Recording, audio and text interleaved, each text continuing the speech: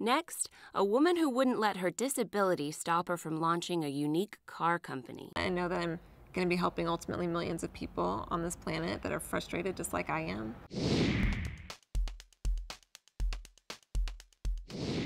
For Stacy Zorn, who suffers from muscular atrophy, wheels have long been a necessary part of her life.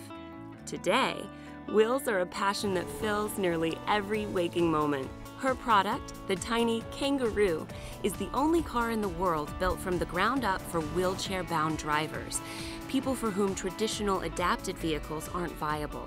Zorn understands as well as any of her customers that it isn't just a car, it's liberation. And it's that personal connection to her product that motivated her extraordinary effort to get it into production. The prototype for the Kangaroo might be sitting in a Hungarian warehouse collecting dust if Zorn hadn't discovered it online in 2010, when she was working as a patent lawyer at a large law firm.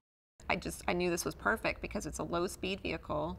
You know, it's purpose-built for people in wheelchairs. You just enter the car and go. And I knew it would change my life, so I wanted to buy one immediately. But when she called the company to order one, she was told by its president, Istvan Kazaroslaki, that the car had not advanced beyond the prototype phase. Anticipated funding had evaporated when the worldwide recession hit. She was told to call back in 4 years. I wasn't satisfied with that response. So when I called back about 4 days later and I asked how much money do you need to get this on the market, he said probably about $3 million. But you know, he was kind of laughing because I was like this crazy lady in Texas that didn't have $3 million and was sure that I could help. But raising money wasn't as easy as the aspiring entrepreneur thought it would be. Banks just turned her away. I soon realized that I would need to approach individual investors, and so I went to people that I knew, friends and family first, and got some people excited about the project. Finally, a check from an angel investor gave the venture a much-needed lift. The first check was for $100,000, and I remember getting that check and walking it to the bank, and I'd never carried that much money, and I was terrified, but very excited, obviously, because it meant that this was happening and it was becoming a reality. Zorn incorporated Community Cars in June of 2010, and Kazaroslaki joined her at her Pflugerville plant. They were on their way, but after clearing that first big hurdle, they ran smack into a wall. The car had been designed using metric measurements, but metric steel was too costly to source in the U.S., so all the measurements had to be converted to U.S. standards.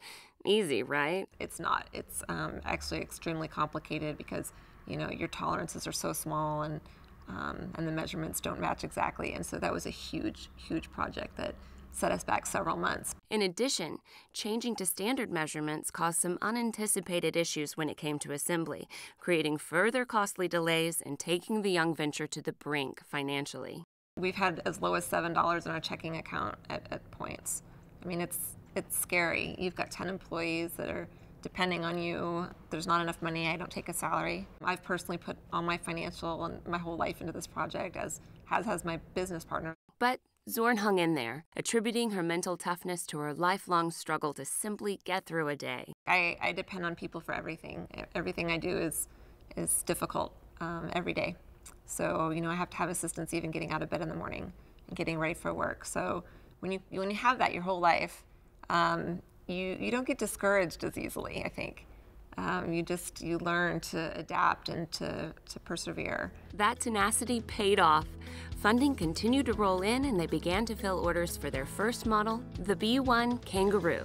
All electric, the car sells for around $20,000 and can travel 60 miles on an overnight charge.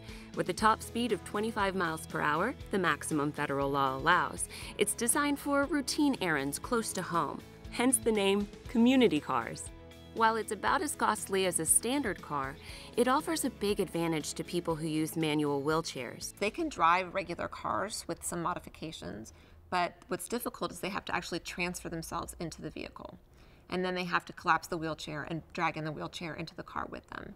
So this is not only extremely time consuming, which is hard when it's raining or when it's cold, but also, you know, over a lifetime, it's really hard on the shoulder to be transferring yourself, your entire body weight, over and over and over again. So this is a great alternative for people in manual wheelchairs that want to run 3 errands on a Saturday and want to save their shoulders because, you know, they're not going a long distance. It's just a lot easier to hop in the Kangaroo. It's almost like a moped for someone that's in a wheelchair. Right now, to get that kind of convenience, people have to opt for a wheelchair van, which can run $45,000 to $50,000. Our next model that we're working on now, which is the model that I need to drive, will be for power wheelchairs, and it'll be driven by a joystick, so you'll need very little strength in order to operate it. And that is going to be a life changer for people in power wheelchairs. Today, the only option is to spend around $100,000 for a specially modified van, like the one Zorn had as a young woman.